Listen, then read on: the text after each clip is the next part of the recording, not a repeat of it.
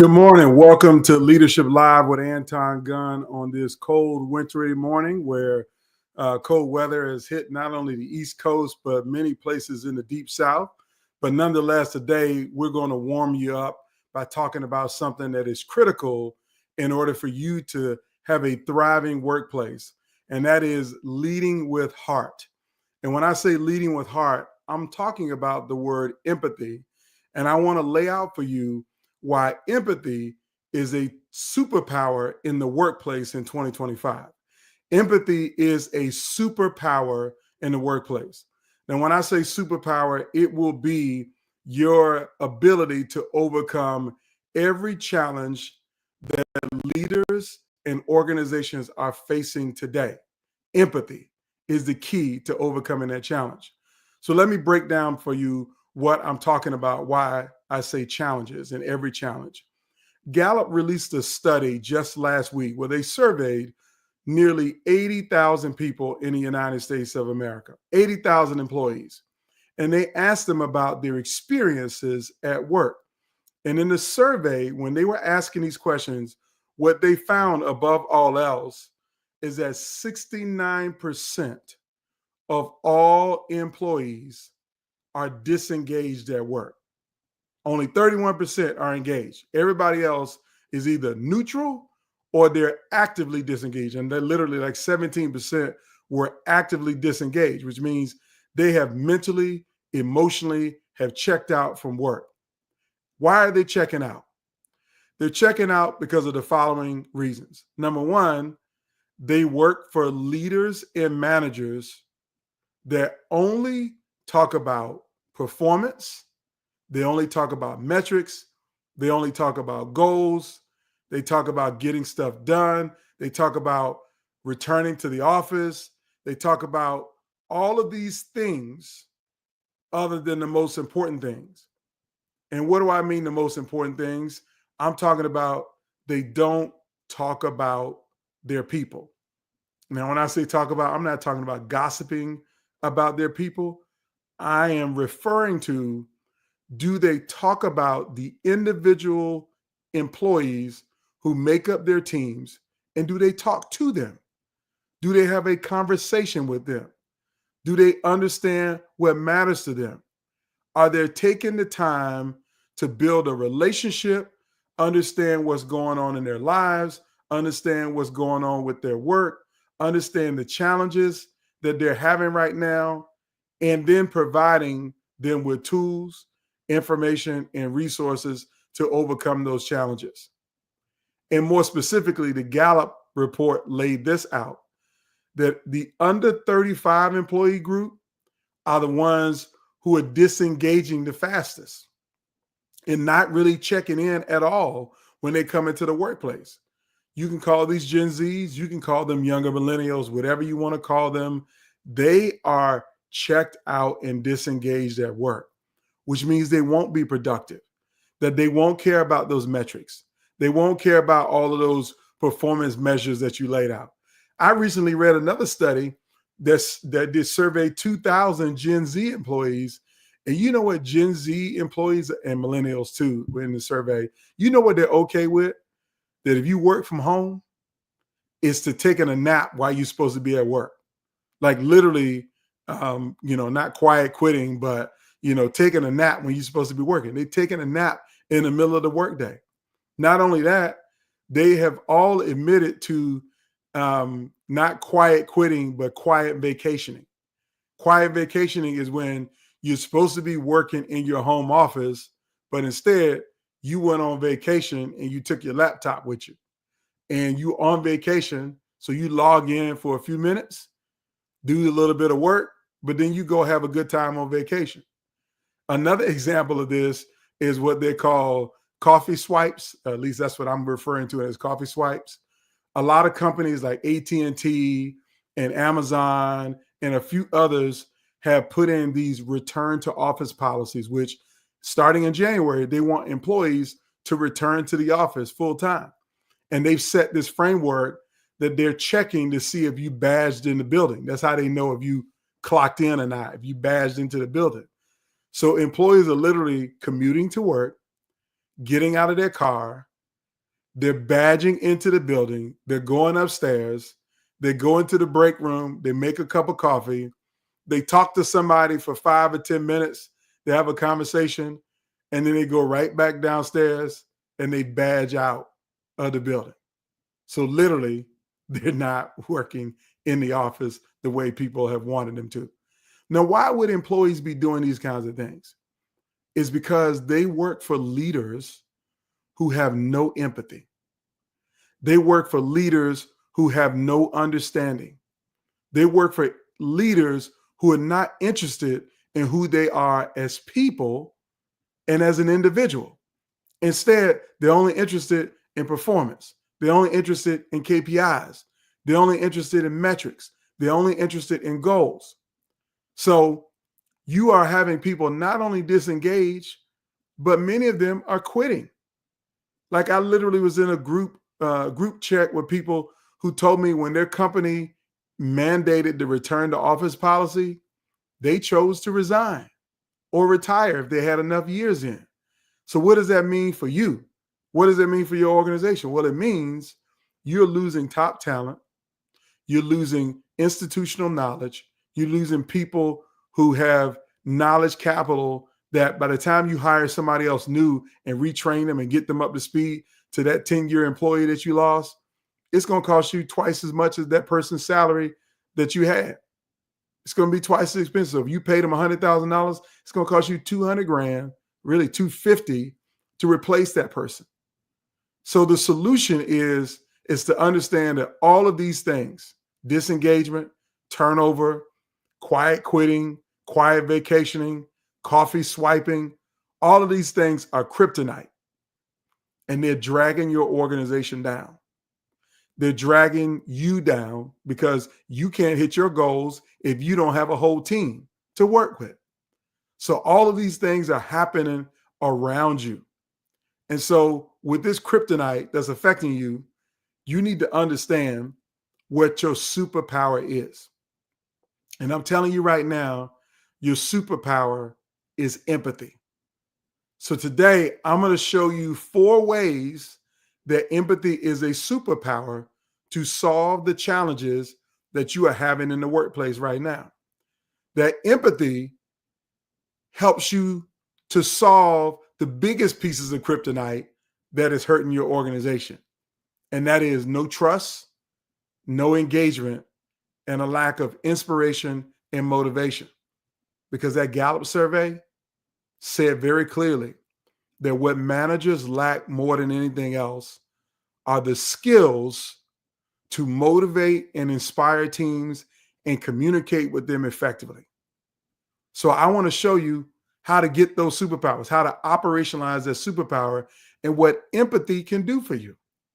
Because empathy is something that I've used years and years and years and years to understand the people on my team, to make sure that they understood that I cared about them as individuals, that I cared about them as people, I cared about their families, I cared about their lives, I cared about their aches and pains, their pet peeves. I cared about the small things. And because of that, they were more productive. They were deeply engaged. They helped me to become successful. And my success as a leader is not just about my mindset, my work ethic, my willing to do the things that others won't do, my commitment to service, is because I had a team who cared about those exact same things, were committed to serve, that will do the things that others wouldn't do, that had a focus on growth and development. So let's jump into it. The 4 things that empathy can do for you as a superpower in your workplace. Why empathy is a superpower. The first one is that empathy builds trust. Now, when I say empathy builds trust, like you have to understand that employees already are coming to work in a distrustful mindset. When I mean distrustful mindset, think about it like this. Everybody's been in a bad relationship at one time or another. I mean, it could be just a bad friendship or it could be a bad intimate relationship before you get married. So then you break up and then you go into a new relationship, but you're still carrying baggage from the old relationship. You're still judging and measuring the new person in comparison to the old person. Well, the workplace is the exact same way. If they've left a bad boss or a bad job, a toxic workplace that they didn't trust, the rug was pulled up from underneath them, they were mistreated, they were put down, put out, disrespected in any way, shape, or form in a previous job, when they come to you, they're expecting you to do the same thing. So they don't trust you. They don't trust you. So you have to use empathy to build that trust. Now, how do you do that? Well, it requires you to get to know the people on your team. Now, when I say get to know them, I'm going to show you a tool that I developed. It's called the Just Know Your Team cards. It is not available for sale yet, but it will be in a couple months. I'm in the final stage production and testing on this to make sure it's right for you as a leader to use with your team and your organization. But this is a tool on how you can build trust very quickly. This is a great leadership tool. So let me give you an example of what this tool is. It's a deck of cards, and I've shared this with some of you. So it's a deck of cards. There's lots of cards in it. And on each card, there's a question, okay? And I'm going to just use this one question to explain empathy for you today. This is a question, and the question is, if you had a whole community of people to help you with one thing, what would that be? Now, this question doesn't sound like it has anything to do with work. Well, let me tell you why this question is so powerful. That if you as a leader use this question at a staff meeting or a team meeting, and you say, hey, I want to ask you all this question, and I want everybody to answer, but as the leader, I'm going to answer first. And that is, if you had a whole community of people to help you with one thing, what would that be? And then you answer the question, and my answer would be, if I had a community to help me, a community to help me with one thing, what would that be? That would be our empathy, our apathy around politics and public service. That most people are checked out because it's so bad and toxic, or whatever you want to say. But I wish I had a whole community of people that would help me with the apathy that people have about voting, the apathy that people have about going to city council meetings, the apathy that people have about everything. So now I'm asking you this same question. If you had a whole community of people to help you with one thing, what would that be? I want you to give me that answer. Now, the reason why, I want you to give it to me in the comments. The reason why I lay this question out and how this helps you with trust and empathy in the workplace is that I've just been transparent about something that's important to me. And you're asking your team to be transparent about something that's important to them. Now, this deck has a whole bunch of cards in there that ask different types of questions that allow you to be transparent as a leader and creates the space for your team to be transparent. Why is transparency important? Because transparency breeds trust. The more transparent you are as a leader, the more trust you will breed with your team. So if you want to build a connection with people, get them sharing. And the only way you get them sharing is by you sharing first.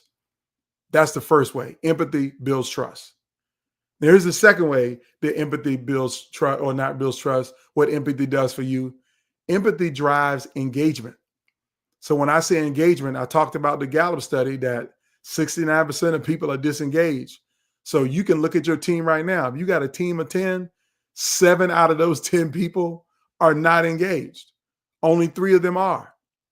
So you got to ask the question, who are those 3 people? And then the bigger question is, what can I do to get those other 7 people engaged? Well, here's what you can do very simply. You can do one-on-one meetings with them. Now, when I say one-on-one meetings, I have designed a simple 5 to 7 question one-on-one meeting that you can use to drive engagement. Now, I'm not going to walk you through all 5 or 7 of those questions right now because I don't have a whole lot of time. I got time, but I don't want to use that time. I got meetings shortly. But here's what I want you to do. I want you to go to antongunn.com/blog. And I want you to read the blog about empathy. It's the one that's been posted today, and it's available there for you. And there's a link in that video, in that blog, that will take you to the video where I explain the 7 questions that you can use to drive engagement. And it really teaches you how to do a one-on-one meeting. And every leader should be doing a one-on-one with every person that's a direct report to you. Like, if you telling me that you don't have time to do a one-on-one meeting every week with the people that you lead, then you know what I'm going to tell you? I'm going to tell you, you don't have time to be a leader, because that's the job, is to knowing of what's going on with your people one-on-one, so you can solve their problems so they can do their best work. So the second way that empathy is a superpower, it's going to show you how to build engagement, how to drive engagement with your people.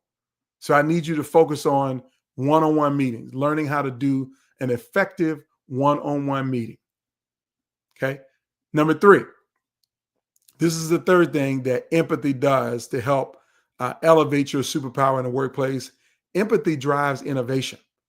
Now, when I say drives innovation, that you're only as good as the next idea that your team generates.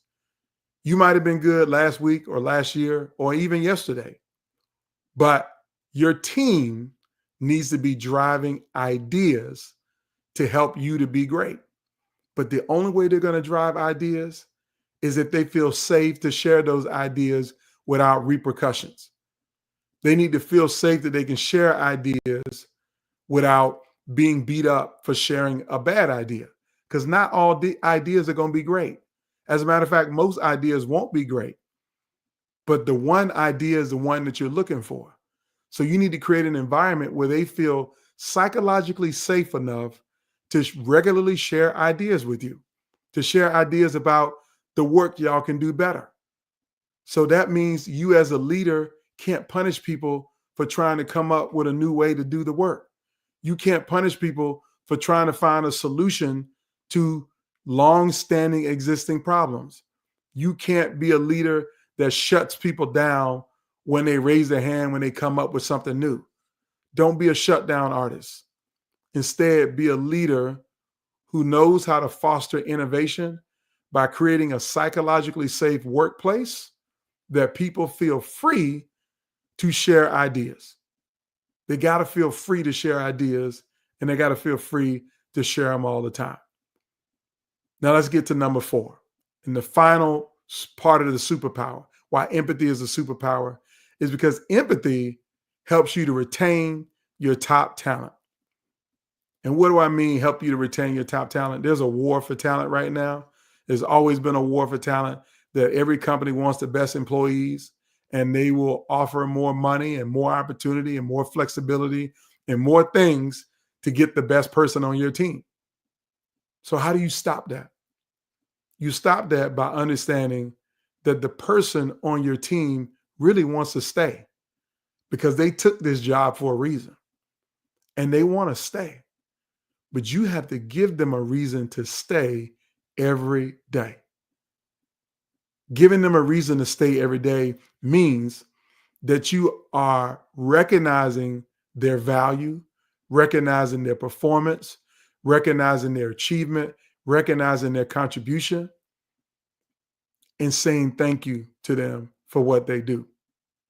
It's always having an attitude of gratitude about the people on your team and sharing that with them, letting them know that you appreciate their work and how it's impacting the bottom line, how it's impacting productivity, how it's impacting the team, how it's really making a difference in all of the challenges that you have.